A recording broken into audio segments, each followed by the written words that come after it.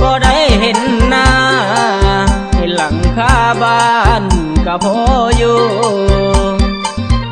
เก็บเสียงน้องฟ้า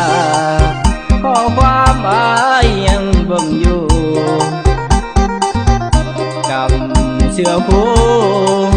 สองเฮาเคยซื้อมาไว้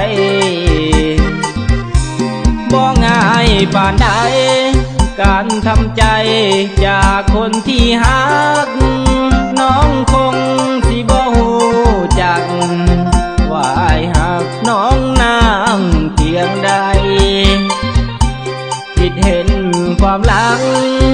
มันยังข้างฝังในใจ